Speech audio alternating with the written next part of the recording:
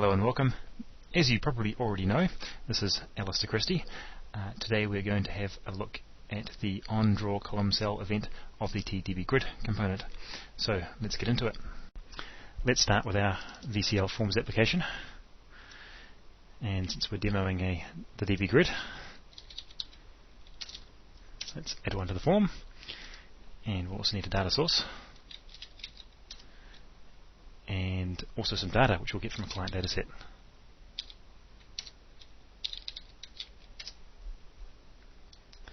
And we need to hook these up, so the data source gets hooked up to the client dataset and the grid to the data source.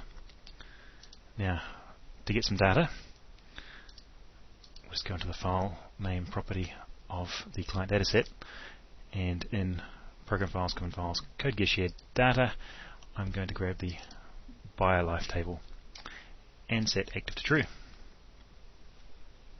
Let's also add a DB navigator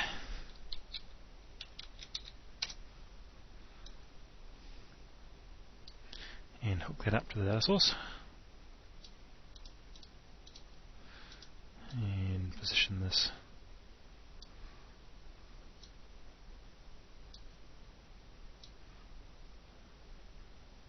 like so. Let's get a bit more room, and to finish the BioLife demo, let's add a DB memo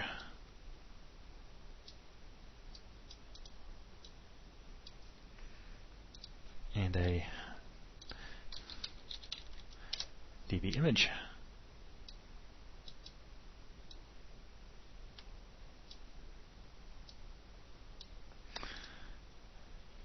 And so the notes and the graphic.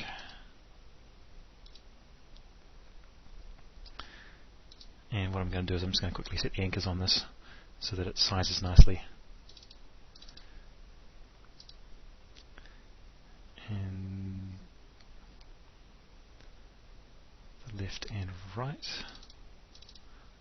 but not top.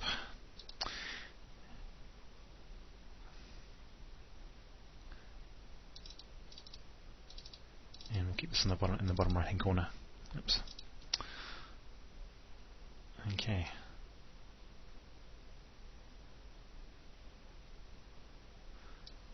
Let's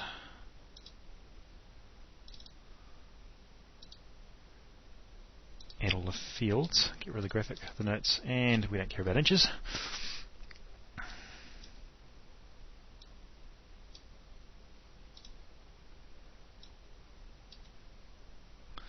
Okay, and I can run that.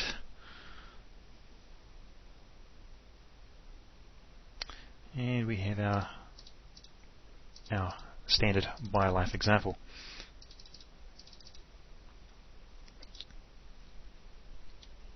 Now, what we're going to do is make every second row a different colour. And to do that, we need to turn off default drawing. And now we've got, well, the grid is rather blank. If I run it, you'll see that we have no data in the grid, or the data is there, as this is not being displayed. Now, to put something back into the grid, we need to look at using the OnDrawColumnCell event. And first of all, we're just going to put the data back. Default draw column cell, and we just use the same parameters.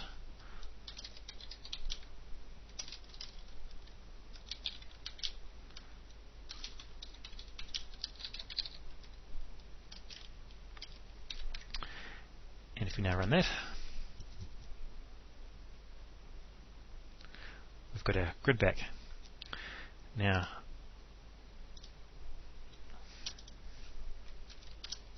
to make every second row a different colour,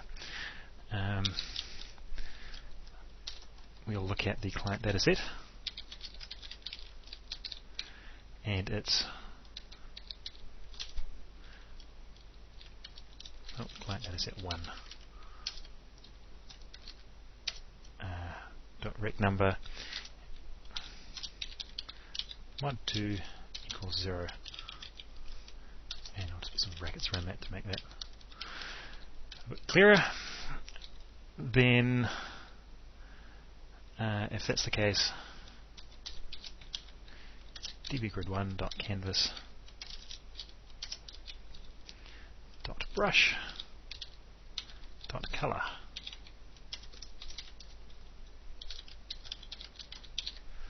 and we'll make that sky blue.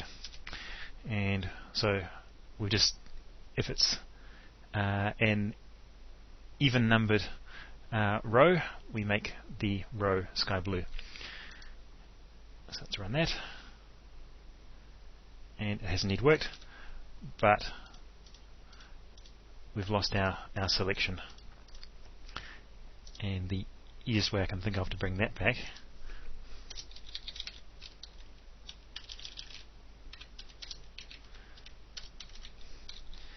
is to say, if DBGrid1 dot canvas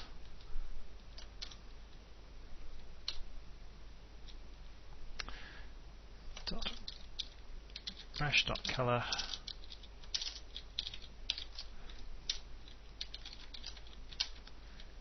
DBGrid1 dot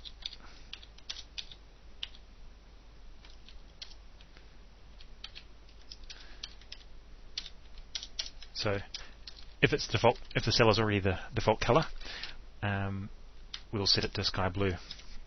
So if we run that now,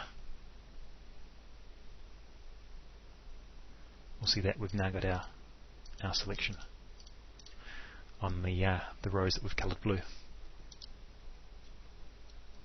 We'll just do one more little thing. Go back to the form and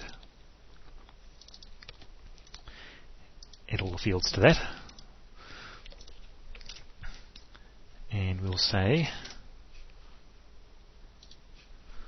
let's get my cheat sheet up.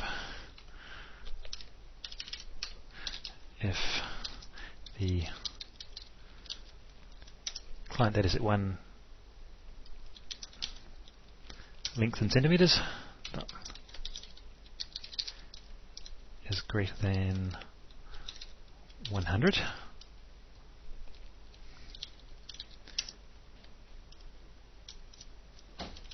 yep. And column dot field is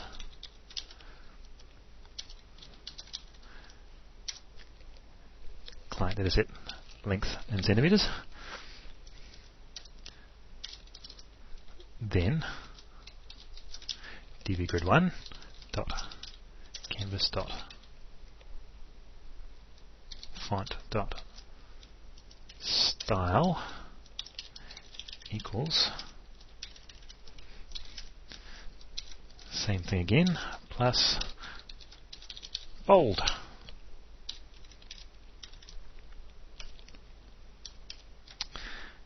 And let's run that.